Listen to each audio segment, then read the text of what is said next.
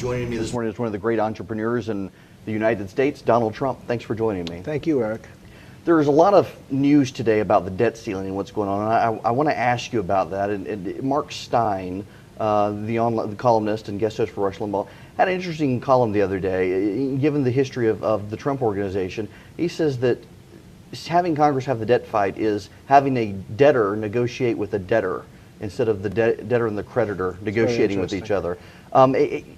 What's your perspective on this debt ceiling fight? Well, the word debt ceiling is something you don't normally hear except in government. And a lot of people think I was listening to Warren Buffett the other day. He was saying that you don't need a debt ceiling. But I actually think it's a positive thing because it keeps people in line.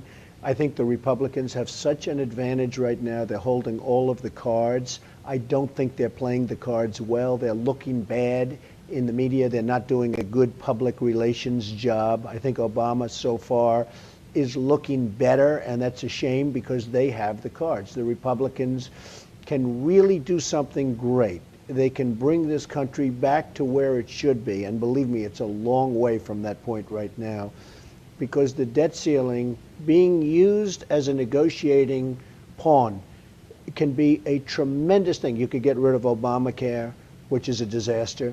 You could do so many things to cut spending and really cut spending. And what they want to do is punt for 6 months or punt it down, just take their time and relax, and you just can't do that. They have an opportunity right now to do something great for this country, and I think they're blowing their opportunity. What would you advise them, though, when you've got Senate Republicans in negotiations, House Republicans in negotiations, multiple heads being involved in the negotiation? What would your advice be to them? Well, Eric, it's a mess. Let's face it. You have a president that's not leading. All he does is politic and talk a big game, but he's not leading. And you have the Republicans that just seem to be in disarray. You have the Tea Party, so-called Tea Party Republicans, who are tough, strong, and I think in many cases right. And then you have the other Republicans that don't want to upset the apple cart, and they've been there for a long time. But you have to upset the apple cart. I mean, we're a debtor nation. We're a nation in trouble. We're a nation where China and other countries are just laughing at us. China, the other day, as you saw, they put down a dictum, we want you to make a deal. They're telling us what to do. China's now telling us what to do. So that's a low point for this country, I think, when China starts telling us and dictating what we should be doing. We have an opportunity to do something really, really great if the Republicans in Congress and in the Senate can hang tough. I don't think they're going to do that. I think that they're going to blow the opportunity from everything I see. I think that they're not strong. And I think that, frankly, when they allowed Obama in December, we call it the lame duck Congress, when they allowed Obama to come back and rise like a phoenix out of something where he was Jimmy Carter. I mean, he was Jimmy Carter, maybe worse. And all of a sudden, they made the deal with Obama, and it turned out to be a good deal for the Democrats, not for the Republicans. They brought him back to life, politically speaking. So I am very concerned with the Republicans and where they're going. And it's one of the, as you know, I ran, I did great. Right. I was leading in the polls when I left. And, I had an opportunity to do more of what I was doing, and I love what I'm doing. Mm-hmm. But one of the reasons that I just didn't feel good about running, while I loved running, when I looked at what the Republicans were doing and how the Republicans were negotiating, I want to tell you, Nancy Pelosi has to be the happiest woman on earth because she could very well become the speaker again. They've done such bad moves. I think the Paul Ryan plan, and this probably isn't popular to be saying on your show, but I'll say what I have to say because I'm probably much more conservative than you are. The Paul Ryan plan, for him to get that seat, and the seat isn't even warm, his seat of leadership, and for him to come out with a plan that seriously touches Medicare, and Medicaid, of course, but seriously touches Medicare, for him to come out with that plan so quickly when it should have been Obama that led, not him, was a terrible, terrible blow to the Republicans. Now, I know a lot about New York, and we have a district up in Albany or up in Buffalo that it's impossible for a Republican to lose. I think 50 or 60 years they've held it, a seat in Congress. And the woman that was running was very, very popular. The Republican was very, very popular when she announced. She lost, substantially lost, easily lost. and she lost because of the Ryan plan. And if you look at the Democratic commercials, everything's about Medicare, Medicare, Medicare, how the Republicans are killing. I think what Paul Ryan did is an unbelievable mistake, and it's an unbelievable disservice to people that are running for office, But if they're Republicans. I think that there's widespread agreement among Republicans that Medicare's got to be fixed. They're going to be demagogued regardless of what they do. So how would you go about initiating the debate on fixing Medicare? Well, first of all, he shouldn't have been one, and you just said it better than I do. He shouldn't have been one to initiate. He shouldn't have been the one to initiate. It should have been Obama. We're waiting for Obama to come out with a plan. He never comes out with a plan. Right. He lets the Republicans strangle themselves. And as soon as I heard, it was very interesting. I really like Rush Limbaugh, and I like some of the guys I listen to. And I was listening to one of the shows, and a woman was on the show right after this plan was announced. And she said, I'm a serious Republican. I've never voted Democrat in my life. She was an elderly woman, even though she, in theory, isn't affected by the plan. But by the way, she said, but my daughter is, who's going to be of age pretty soon. She said, I've never voted Democratic in my life. Never. She said, now I'm going to. This was like a day after this plan was proposed by Paul Ryan. And I said to myself, wow, I want to think about this. I want to look into it. Then I looked into it. And I said, what he did is political suicide for the Republican Party. And I think that Republicans should disavow. Now, let's get to Medicare. First of all, it happens to be a good program. Problem with Medicare is that there's tremendous fraud and tremendous waste. And you can solve that through good management, which this country doesn't have. You got to get rid of Obamacare really fast because that's a disaster. I have friends that went to the Wharton School of Finance. They have businesses. They're going to close up their businesses when Obamacare kicks in because they say they can't afford the health care. Right. They can't afford it. They're going to close their businesses. You're going to see lots of lost jobs when Obamacare kicks in. You've got to get rid of Obamacare. But when I looked at this plan, and Paul Ryan, I don't know him. He seems like a nice guy. Who cares? I'd rather have him not be a nice guy, but be a smart guy. Right. I can tell you this. He's a bad poker player, and he's a bad chess player. There was no reason for him to come out and do this. He should have let the Democrats do it or do whatever they had to do. For him to put himself on the line like this, now you lost one election that couldn't have been lost. In my opinion, Nancy Pelosi, who I know, she's laughing all the way to the bank. They are going to take what Paul Ryan did, and they're going to easily, this is my opinion, they're going to easily take over the House, which was unthinkable until he came out with this plan. Well, it's interesting. You mentioned that in the debt ceiling debate, Paul Ryan has disappeared. No one's seen him. I'm getting reporters calling saying, where is he? You know why? Seems like he's... You know why? That's right. I appreciate you bringing that up. I didn't think you'd bring that up, Eric. The fact is, he's so unpopular now. And those seniors, they were largely Republicans. I mean, you're talking about a lot of Republican people. And they can say what they want about over 55 and over 65. The fact is, even though in theory they're not affected, they are affected because their kids are going to be affected. And those are real voters, and many of them are Republican voters that are going to be voting Democratic. So I would be willing to bet you that the leadership told Paul Ryan to stay undercover, to get lost. And I think they're doing a smart thing in doing it. I really liked him a lot. I thought he was good. And he came out with this plan. And I said, this guy doesn't know what he's doing. What he just did is destroyed the Republican Party, especially as it pertains. By the way, how about this? On top of coming out with a plan, he asks them to vote. So now they're all voting in favor of it. Those Republican congressmen are in big, big trouble.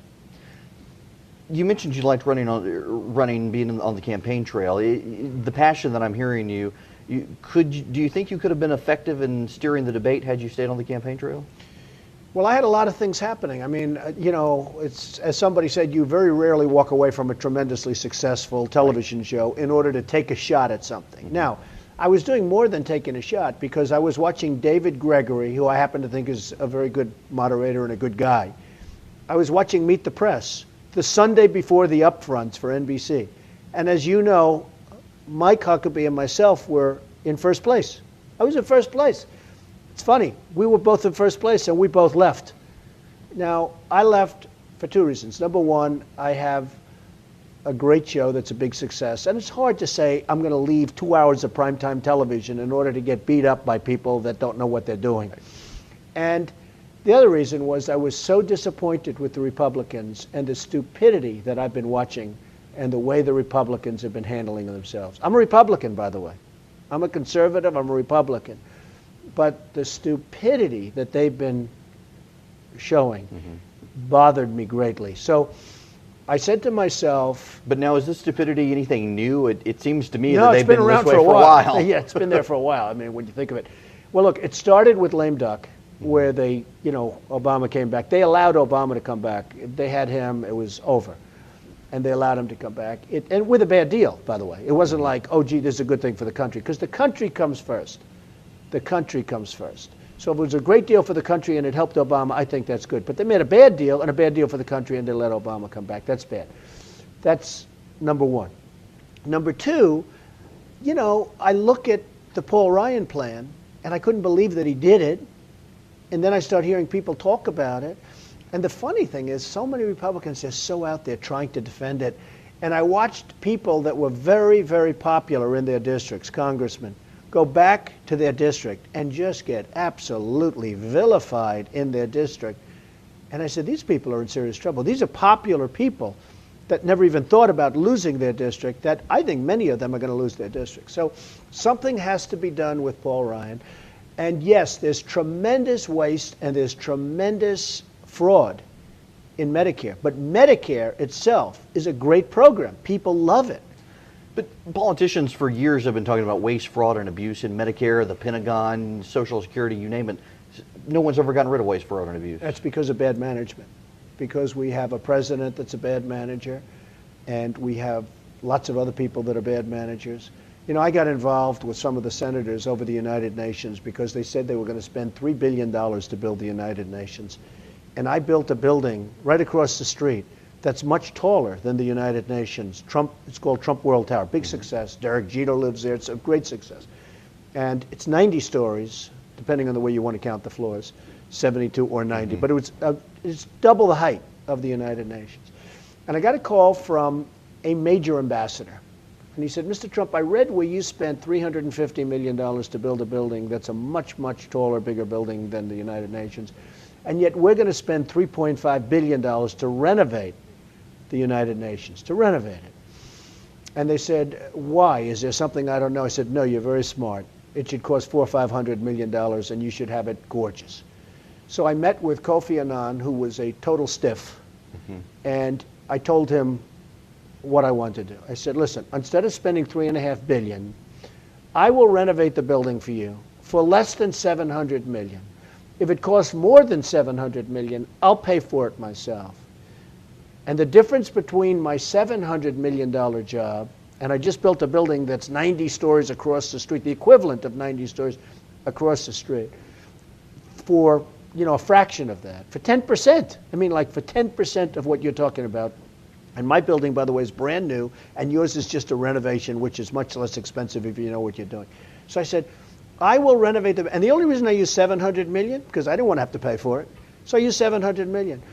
And I said, I will save you $2.5 billion, but really more than that, because your $3.5 billion will be much more than $3.5 billion.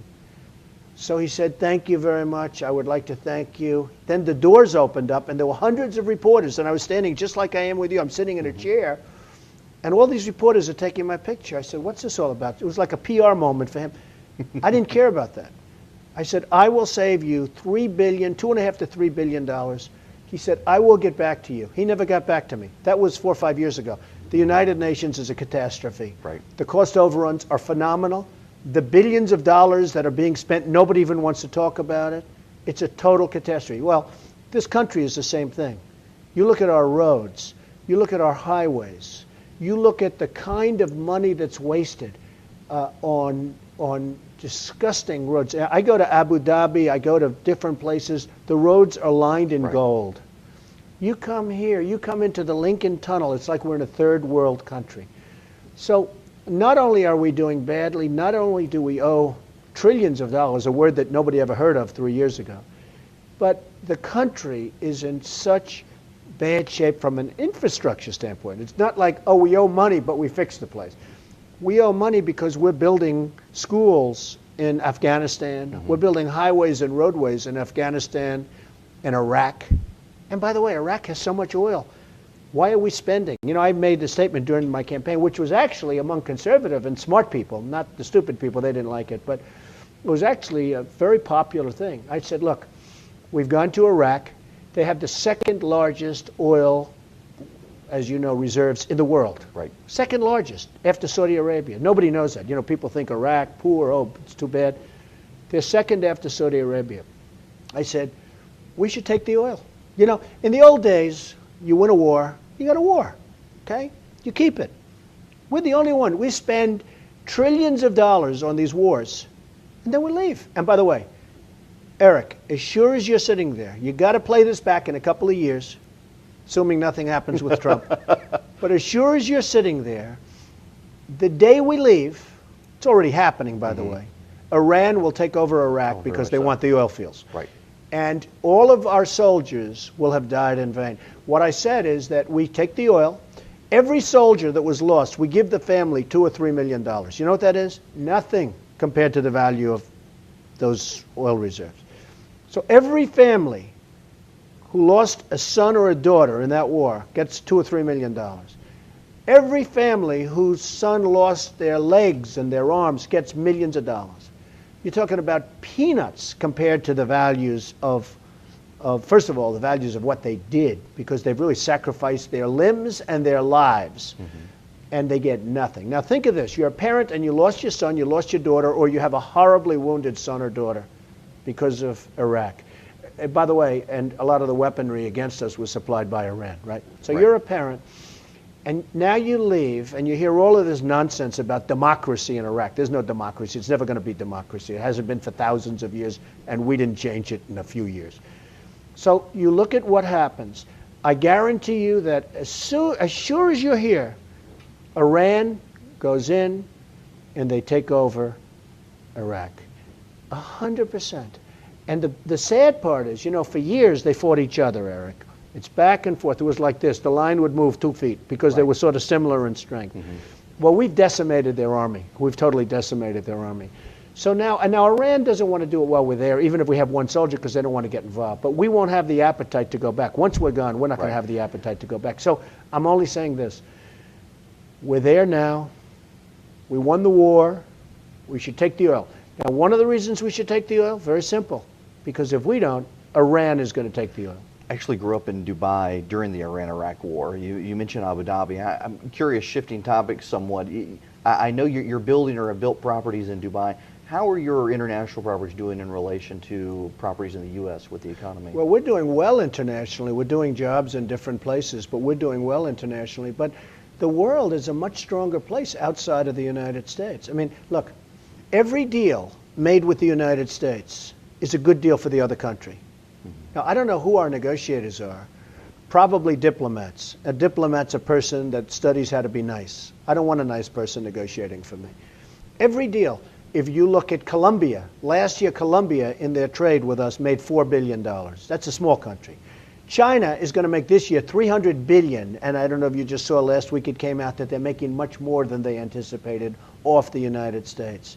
And then the president of China comes to this country and we give him a state dinner. Obama gives him a state dinner.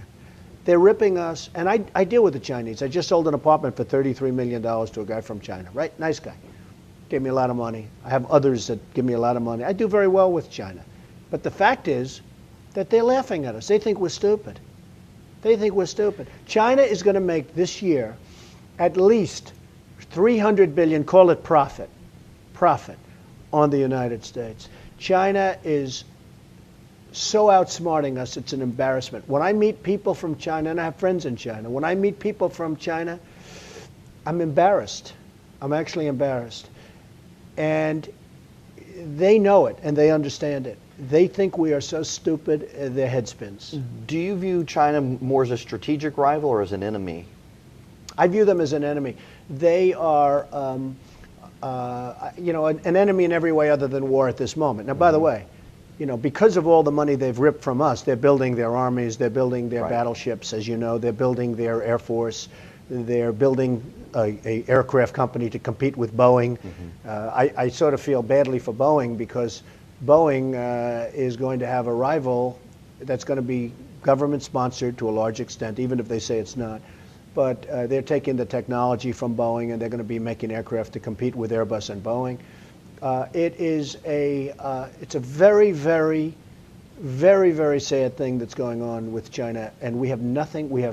It's so easy to stop. It would be so easy to stop. One order, it would stop, because they've abused this country so badly. So I look at Obama having state dinners, and yet we lose $300 billion. And stupid people say to me, "Oh, but don't we want to have free trade?" I say, absolutely, free trade's fine. But you can't lose money with every country you do business with, okay? And I can name them right down the line. Look at South Korea, what happens with South Korea. You want a television set, you buy it from South Korea. I just ordered thousands of television sets for a hotel. I can't get any in America. I ordered LGs. Right. They're made in South Korea. Thousands of them. And then we sign a trade pact that's no good. They need us more than we need them. Now, China is rebuilding itself. I told you about the bad roads around New York, New Jersey, horrible roads, like prehistoric roads, horrible. China is rebuilding itself with our money because they've taken our jobs, they make many of our products, and they are taking all of that money and rebuilding themselves. I mean, they have the best rail lines. Soon they'll have the best rail lines in the world. They're putting in the greatest systems of transportation in the world. Outside, of course, of the OPEC states in all fairness to China, China's nice compared to what OPEC does to us. OPEC is the greatest abuser. I always say in order, OPEC number one, China number two, and then there are many after that. Well, what's the one policy you would do to fix the relationship with China? I thought you were going to say, what's the one country that we do better than? What is the one country? There is none. There is none. I thought you were going to say, oh, well, give us one country that we made a good deal with. We made a good deal with nobody. Look even at Canada. Canada's thriving. They're right next to us. Canada just came out with phenomenal numbers. They're thriving. It's very sad. Now, a lot of the free trade people would say, though, that this is part of globalism, that things get made cheaper in South Korea, so we buy the TVs in South Korea. Well, those are stupid people that say that. Those are stupid people. Look, we should be making our own products. We should be dealing with countries where our trade agreements are at least neutral. But we can't continue to have trillions of dollars of imbalance. You can't have a country like China that's going to be more than $300 billion this year taken out of our country. And they take that money and they invest it in China. When we buy from China, we don't make them build a factory someplace in Alabama or Tennessee. You got to see what's going on. American companies are being forced to build. If they want to sell in China, they're being forced to build factories over there. Hey, by the way, I agree with the Chinese. I'm not, when I see people from China and friends of mine from China, I say, I don't blame you. Your leaders are smarter than our leaders. Now, let me just go one step further. We have the smartest business people in the world. Right here. Right here. All those Wall Street guys that you've been reading about making all this money and all, believe me, they're really smart guys. If we use them to negotiate against China, instead of some diplomat that's got an IQ of 79 and doesn't know anything about business, we do great because we have the best business people. We have the smartest minds. A lot of the smart minds are over in Asia right now taking advantage of it. So we have a great country, but it's not going to be great for long. We have a lot of problems that have to be solved. And if they're not solved quickly, we're really going to go into an abyss. Before we get out if we're not already there. We may be. Some people think so. I want to shift gears real quick, though, and talk about the business and politics aspect of your run for the presidency. What struck me when you ran for president, it was The Art of the Deal was one of the very first books about business I ever read. And growing up, during the downtimes for your business, there would be people cheerleading your fall in the newspaper. Oh, they love it. And then they'd want their picture with you next. And I was struck when you ran for president, people who had been clamoring the day before to get their picture with you were all of a sudden on TV bashing you as the worst thing to ever happen to the country. It's politics and business at the same time, but do you feel like it has affected your run for the presidency, affected your business? I must say, no, it hasn't. It's funny because I think it started to a little bit because even though I did very well in the polls, I was leading in the polls, in many of the polls. But very well is like you're getting 50% or 60%. That means 40% of the people hate you. Politics is a tough business, tougher than business itself. And I have great respect for great politicians. I have to tell you, they're tough, smart people. But sometimes they're smart for themselves, not smart for the country. But I loved running. I really loved it. In fact, I'm writing a book, and in the book, I talk about my run. It'll come out sometime in December, January. I talk about my run. I give speeches and get a lot of money on success. How do you become successful? And I say one of the things you have to do is you have to love what you're doing. I think I did really well in the presidential run, and I think the reason was I really loved it. I loved it. I hated getting out. And when I shook hands with NBC, and I'll tell you a quick little story. So I come home from New Hampshire. We had one of the largest crowds in Nashua, great place, great state. And I come home, I made a speech, I loved it. I come home, my wife is sitting home watching the entertainment programs, and they have all these stars. They have these like big television stars, and they're on this show, and they're all saying, I hope NBC picks up my show. I hope CBS picks up my show. These are big stars. And I'm saying to myself, here I have Steve Burke of Comcast, who's an amazing guy and a great guy, top guy. And I have the top of NBC, and I have everybody at NBC calling and saying, please, we want to have you on The Apprentice and Celebrity Apprentice, because it's been an amazing show and it's great success and all of that. We all know that. And I'm saying to myself, forget the money. It's a lot of money. But I'm saying not many people, and there have been a few, but not many people say, I don't want to do a 2-hour primetime television show every week. It's pretty cool to have a show that's a big success and it's something nice. So I looked at that, and then as I told you, I looked at the Republicans, and I said to myself, you know what I'll do? I'll do the show. I shook hands with Steve Burke. I'll do the show. And it did affect me because I have to tell you, so I come home, I watch these big stars. They're all begging practically to be on television. And here I am. I have the biggest executives in the industry calling me saying, please renew. We want to do The Apprentice, okay? And it's hard to say, no, I don't want to do it because I'm going to go tomorrow to someplace else and get beat up by phony reporters. Because one thing I did learn about politics during the run, and the run may continue because frankly, if at the end of the show, which ends in May, at the end of the Celebrity Apprentice, if two things happen, if the Republicans pick a wrong candidate, which is a possibility, and if the economy is bad, which is a distinct possibility, I would very seriously consider running as an independent. I hate to tell you that, but because the word independent is a tough word, but as an independent. Now, and the odds of winning as an independent, though, I mean, if you take Ross Perot was the best funded independent, Yeah. and Teddy Roosevelt was the best known independent candidate, both of whom lost to others and actually got Democrats elected in the process. Yeah, I actually think, Eric, times are different. I think people hate the Republicans and they hate the Democrats, and they hate seeing what's going on with this country. They're looking at both. I actually think this could be a very interesting time for an independent, if he's well known, which I certainly am. And I'm a popular guy. I mean, look, I say it like it is. Whether people like it, not everybody likes it, but a lot of people do, and you saw that in all the polls. I mean, remember the first time when I announced that I was thinking about running, because again, I'd never ran. I didn't do a Ross Perot where I'm running and then, by the way, I'm pulling out. I said I'm going to make a decision, and when I made the decision, I made the decision to keep doing what I'm doing because I like doing it. I love doing what I'm doing also. But I never announced that I was going to run.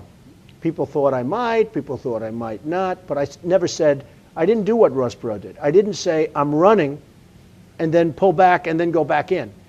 But I made a decision as a Republican that I wasn't going to be running, and I'll see. Now, the world is a different place right now. The world right now, when I say the world, I'm referring to our country. Right. The world, as our country is known, our country used to be known, Used to be. they're not known anymore. They don't like their politicians. They don't like the craziness that they see happening in Washington. And frankly, they don't respect their president. They like the president, but they don't respect him. Because I don't think he has a clue. I think he's one of the most overrated people in the history of this country. And the man doesn't have a clue, and the country doesn't have a chance as long as he's running it. If you were to run, would you consider the polling that would show your run might actually help the Democrat in getting It could, reelected? but I have some very smart people that actually say I hurt Obama more than I hurt whoever the Republican candidate might be. And I actually think I take a lot of independent voters away from Obama. Might you get Bloomberg into the race? The thinking is that Obama, and who knows what it is, they tell you all of this stuff and then they turn out to be wrong. But there's a certain group that thinks that I actually hurt Obama more than I would hurt the Republican candidate.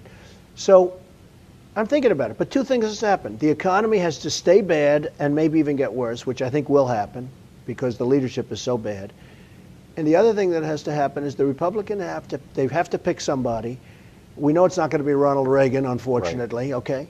So the Republicans have to pick somebody that, in my opinion, and in the opinion of others, will not be a very good candidate for what I believe in.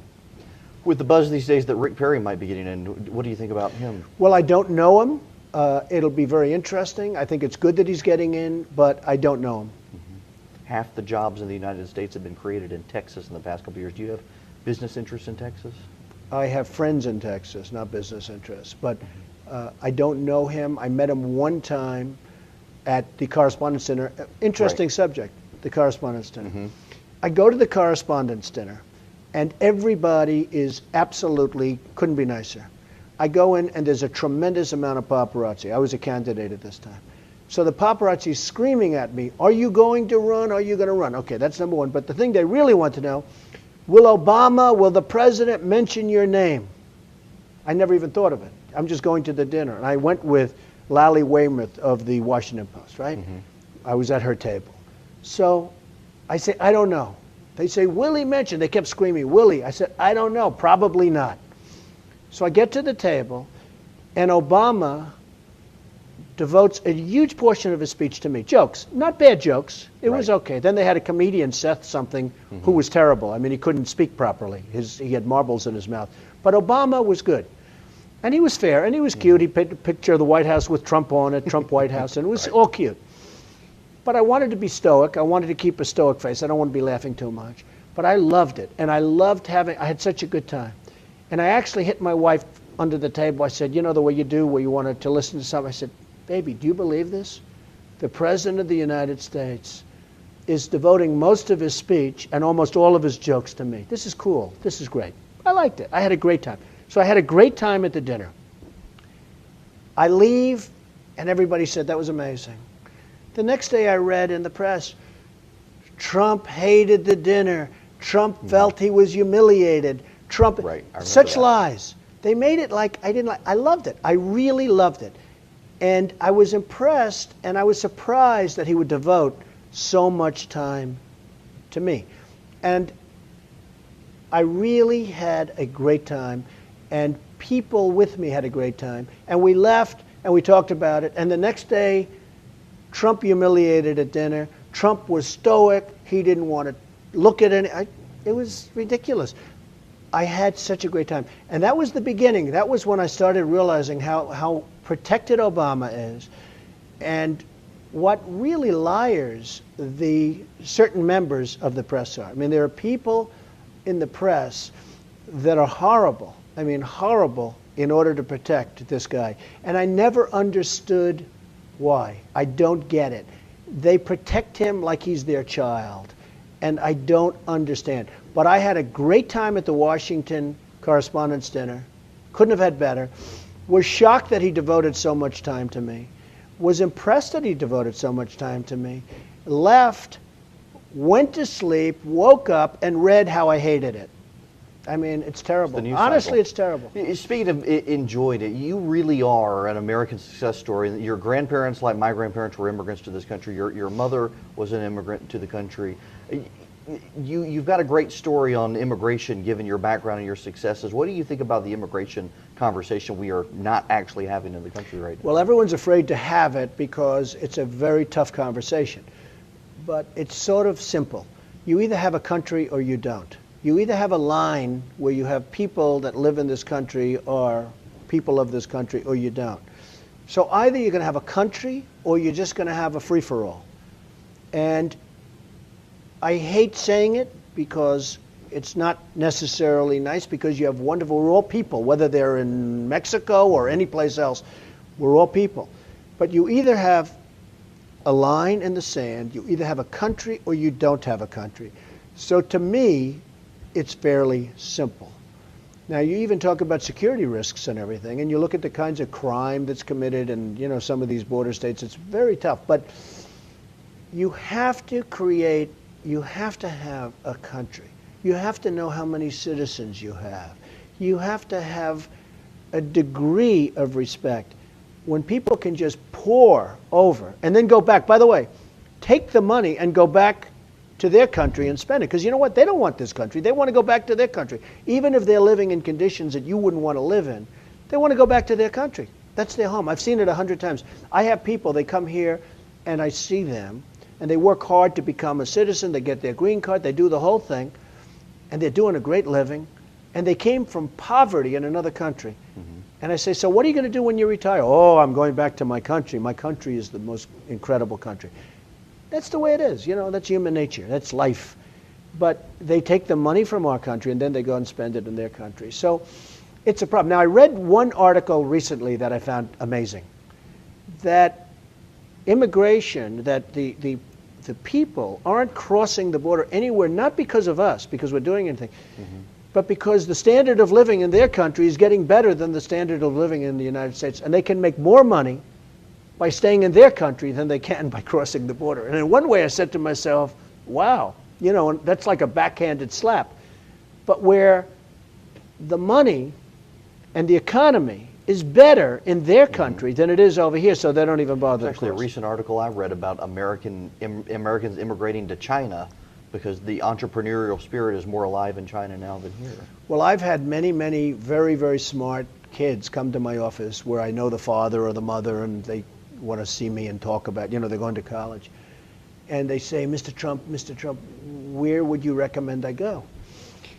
And I don't like saying it, but in terms of pure economics, you know, you go to China, you go to the Middle East, you go to different places. That's the other thing. You know, the Chinese send their children over to Harvard, over to the Wharton School of Finance. Right. They get educated, and then we throw them out of the country. So we educate them, but then we throw them out of the country. But in a way, even worse, they send their kids over. They take our best schools. They use seats. They use seats. You know, you only have so many seats at Wharton, and you only have so many seats at Stanford and Harvard. They use seats, and then they go back to China and they rip us off. It's an amazing thing.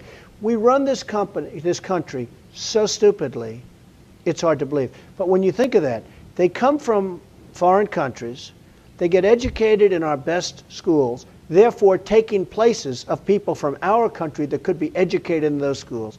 They then leave and they beat the hell out of our country in years to come. Isn't it crazy? It is. One last question for you. News Corporation, the attacks going on right now, part of it is politics, but part of it is a real scandal. If you were the head of News Corp right now, what would you be doing? That's a tough situation, because what's going on now with News Corp, I never thought I'd see it. And Rupert's been a friend of mine for a long time. I never thought I'd see this happen to Rupert. He was tremendous, and is tremendous, but he was tremendous. Built an amazing company. I never ever thought. And you know what you learn? You know what you learn from this more than anything else? No matter how big and how powerful and how tough and how smart you are, life is very fragile. Do you think a lot of the attacks are politically motivated?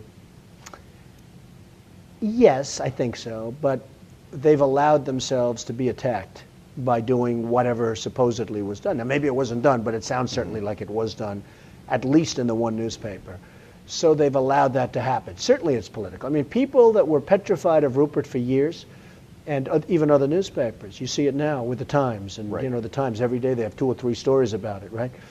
So people that were petrified of Rupert for years are now just going after him. It's amazing.